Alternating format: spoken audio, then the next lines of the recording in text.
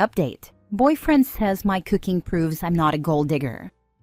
Original post. I, 29 female, have been with my boyfriend, 35 male, for 4 months. He is a lawyer and has a very stressful job. To give some backstory, things were amazing in the beginning. He took me to fancy restaurants, cooked dinners by candlelight, and I could tell he was very nervous about making a good impression. He would kiss me from head to toe and tell me that I'm perfect, his princess, etc., etc. It was honestly a bit much. Over time, he became more short-tempered and needed my attention a lot more. I slowly began cooking while he was too busy working to help. Then he could only have sex for 45 minutes before going back to work. One night, I joked that he could only have sex if he worked for it, and he became greatly upset and told me I had crossed a major boundary. Things started to get a little weird.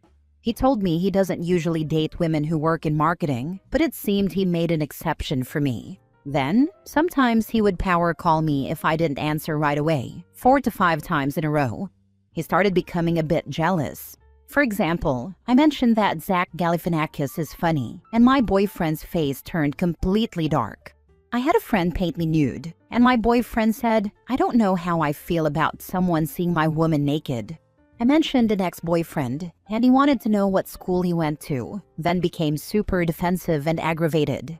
Sometimes at night, I turn my phone on airplane mode, and my boyfriend explained that it makes him feel disconnected and unsafe, and asked if I could please check in and check out before doing so.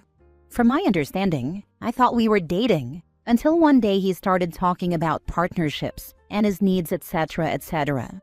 Finally, he stated that he is paranoid about gold diggers. He said that because he has a high-income job, he doesn't want women who only request fancy restaurants. He said it's good that I cook for him because it proves that I'm not a gold digger and that I'm not like those other women. The thing is, I don't want to always cook, but now I feel kind of guilted about it. He's become a bit weird about communication, and he will literally say, "Okay, I expect to hear from you by 6 p.m. He said he needs our partnership to be organized and predictable. He needs to know I will respond within a certain time frame, and if I can't do that, it won't work. I just found these exchanges really bizarre." Now for the top advice before reading the update. Yep, 4 months is about how long it takes for the mask to slip. Congrats, you've met the real him. It only gets worse from here. Honestly, I'm getting major power-hungry and obsessive vibes from him. He will try to escalate things to see how far he can push your boundaries. It's called a shit test. Tell him no to anything and watch his reaction. Controlling men think boundaries are an assault on them. He will retaliate against any attempt to assert your needs and set healthy boundaries. I took about 48 hours to myself, saying I wasn't feeling well and needed a bit of space. He said, "Take all the time you need." But then when he did talk, he said how unsafe and angry he felt, and that hopefully in time I could win his trust again. Oh my god, the part about him being jealous of Zach Galifianakis is literally killing me. I don't know why this is so funny to me, LMAO. I tried to focus on all the other obvious red flags, but I just can't. If my man got mad and acted like I stole his manhood because I laughed when Alan from The Hangover said, "It's not a purse, it's a satchel," I would get right up and leave. I would be done. No more. OP, break it off. Think about a month from now when you're watching Magic Mike and laugh at Channing Tatum, and he burns the whole freaking house down. Yeah, I lost it as well. Old Zach the Heartbreaker. Who would have thought? Your whole post is one giant red flag. He love-bombed you in the beginning, and now you're seeing the real him. Absolutely this. Your post has almost every sign of an abusive relationship's evolution. Right now, you're the lobster in a pot of water, and he's the chef. Slowly, ever so slowly, turning up the heat. Slowly enough that you don't really notice until it's too late and you're boiling. Throw your lobster claws out of that pot and scurry away before you reach the boiling point. All metaphors aside, it's only a matter of time before he starts isolating you from your friends and family and controlling even more of your life than he already is. He's showing you who he actually is, and unfortunately, it's not the guy from the very beginning. Please leave him. Now for the update a month later. Holy turd balls, mother of pearl. What the heck was that relationship? We broke up shortly after I posted in that forum. By the end, things had become so bad that even I, insecure and needy, didn't have the patience anymore. He needed me to comply with all his rules, listen to his work problems, talk him through his anxiety attacks, and cater to him sexually. It was too much. When we broke up, he told me how devastated he was and how important I was to him. He manipulated me by saying we can only be friends and that we should meet just to test the waters. It was the most confusing time of my life. He started creating weird communication rules after the breakup, saying things like, "I need space. I cannot talk now. Contact me in 2 weeks," because he needed to heal. But then he would call me and tell me all about his work problems, how he got a raise, etc., etc. Then he would flip to the other side and angrily tell me, "I never want to be in a relationship with you again. I want to see other people. We are over forever." You know what happened? I woke up. I realized that this man has serious issues that have absolutely nothing to do with me. I can honestly say it felt like being sucked into a freaking vortex, and we only dated seriously for 7 weeks. Exhausting. But all of your comments truly helped me. You all have no idea how many times I read them, pretty much every day. So thank you. Thank you. I'm moving on and feeling strong. Good for you for waking up. Next time he calls, answer and tell him that under no circumstances is he to contact you for any reason. Then block him everywhere. I doubt I will hear from him again. He's done with me forever, and nothing will change that. Oh, he'll be back. I recommend resisting the urge to ask him something like, "Didn't you say we were over forever and nothing would change that?" Because breakups are when men like this kill their exes. Just don't respond. Google extinction burst now so you know what to expect, because that's what he'll do when he can't get a reaction out of you. The longer you wait before responding, the longer he'll bombard you next time. This time will be the shortest amount of time before he stops. Don't read or listen to anything he says. If you catch a glimpse and want to respond, immediately distract yourself with something else until you forget about it. That may take a while.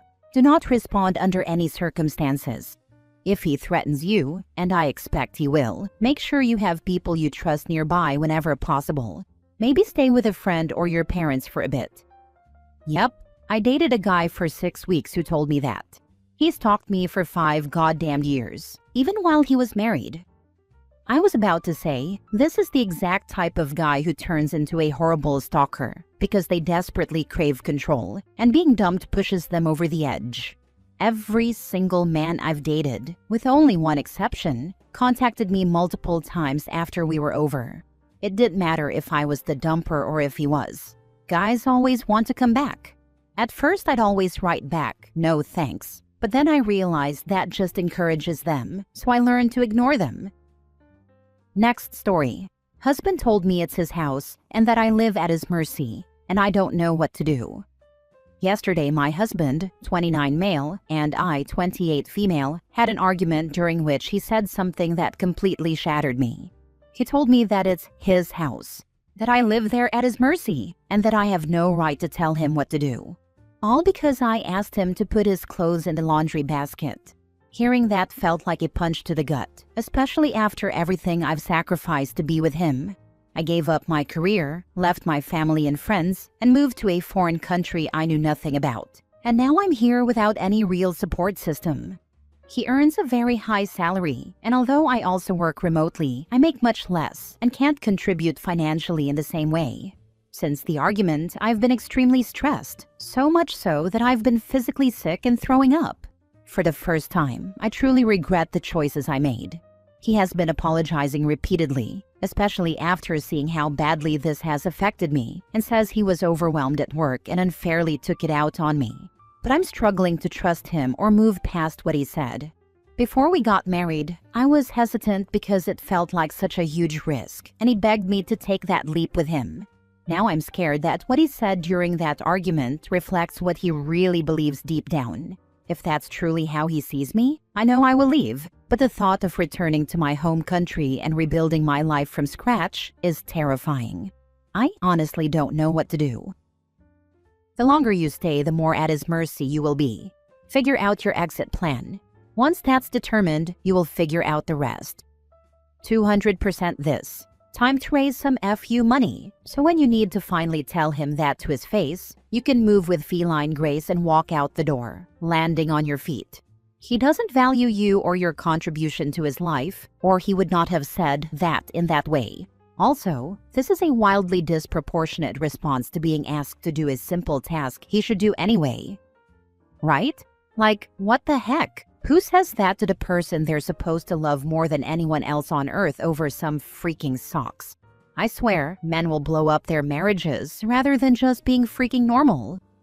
Do not gaslight yourself into disbelieving what he's already shown you. You gave up everything, and he thinks you're at his mercy. I would be gone so fast. Abusers love to keep you away from friends and family, so you have no support system and become reliant only on them. He knows you're in a foreign country and feels like he's trapped you. Trust that it will get worse. This was a little test to see if you let him get away with screaming at you. Verbal abuse can lead to physical abuse. Consider leaving without telling him and staying with your parents for a couple of weeks until you sort yourself out. You're still young. Starting again and rebuilding is better than living life at someone else's mercy. My daughter moved overseas for a partner where she is more isolated and dependent. I always made it clear that if anything went wrong, she could always come right back to my house and start over in a new direction. Rebuilding isn't terrible. It's an adventure with growth potential. Life offers many opportunities to reinvent yourself before you're dead. This would only be one of them. Last story. I feel like rethinking marriage with fiancé after New Year's outburst. We, 26 male and 24 female, have been together for 6 years, and our marriage is set for late 2026. She came over for New Year's. Before midnight, she ended up passing out. She sleeps diagonally, so I had no room in the bed. I tried to wake her to move over, but she's a heavy sleeper and that doesn't always work. I ended up going to the couch to sleep, so I'd have more room to stretch out, and I figured I'd let her keep sleeping. At 5 a.m., she came out to the living room. I woke up because I heard the door open. When I glanced over, she looked visibly upset and angry. I followed her to the bedroom, where she told me how upset she felt waking up alone in bed. I tried explaining what I mentioned above. She started getting angrier in her tone, repeating how alone and disregarded she felt waking up alone. I let her know it wasn't cool being woken up to this, and that her tone was really disrespectful. She responded by saying, "I'm not speaking to you disrespectfully." The same trend continued for the next 15 minutes, and at that point, I started getting frustrated with the situation and told her she should have left me on the couch to sleep. That obviously wasn't the right move, because from that point on, the conversation shifted to that remark being the main topic of the argument. As the conversation continued to get heated, I told her, "I'm not going to talk to someone who's being disrespectful to me and brushing off my concerns. I need to sleep, and I don't appreciate waking up to something like this." The conversation continued, and she said, "I can't do that. I'm going to leave, and I'm having a panic attack, and you need to talk to me." At this point, I started speaking angrily and told her she was free to leave at any point, but that she should wait until later in the morning because of all the cops and possibly drunk drivers on the road from the New Year's celebrations. I tried to walk out of the bedroom, and she ended up blocking the door. She's done this before. I gently tried to move her out of the way. I ended up not leaving the room. Afterward, we talked things through, albeit not perfectly, and we resolved the issue 1 to 2 hours later. After everything, I'm still shocked. She's done similar things in the past, where she will wear me down for an hour. No matter what I say, she won't reflect on how she's speaking to me. When I finally blow up because I've been talked down to for an hour, suddenly I'm the bad guy for speaking to her that way. I'm not perfect. I make mistakes. But moments like these leave me feeling confused, hurt, and lost. I try to communicate what she's doing, and she immediately denies it. I'm scared of marriage because it feels like she can't maturely communicate how she feels without mentally imploding, and sometimes she gets unhinged. Any advice is appreciated. Thanks. I might be mislabeling this, but this sounds like abuse on her part, emotional or mental. Wearing you down and blocking you from leaving so she can continue, then turning it around on you when you've tried to be calm and rational through her tirade and inevitably reach your breaking point? That's manipulative and abusive. Behavior like this doesn't get better with marriage. Yeah, that's what has really upset me. She stood behind my car a couple of months ago, preventing me from leaving, and the door blocking has happened twice after that incident. It's been very scary for me. When things start to get hectic, I want a little space, and she will prevent me from getting that space. Good Lord, why are you engaged to her? It was exhausting to read your post, so I can't imagine how exhausting it is to live it. Is this what you want your life to be? Right? This woman is self-absorbed and completely incapable of understanding anyone else's feelings but her own. We met when I was 19 and she was 18. Nothing felt forced when I met her, and it felt like I had known her my whole life. I'm not very experienced with relationships because she's my first. I love her as a person, but I'm questioning whether she would be a good partner, given her trauma and what she struggles with. It's worn me down over the years, and I think I've finally cracked from the constant issues and outbursts. You can love her as a person and not marry her. That's what I recommend if you value your future inner peace, sleep, health, stress levels, and joy. This will not improve by waiting or being patient. This is the miserable person she is. She likes it and expects you to fully adapt to please her. Not a good marriage partner. You got a lecture over something that should have been an oops, sorry about taking up the whole bed. I wouldn't get married to that person. I have a similar situation with my husband of many years. I go to bed later than him, and I regularly have to get him to shift to his side and remake the bed with him in it. It doesn't bother him at all, and he would be more concerned than upset if I ended up on the couch. She's making it all about herself. Yeah. I told her all she had to do was come out and give me a kiss or something, tell me to come to bed with her, and that would be it. I didn't understand why it had to turn into what it turned into.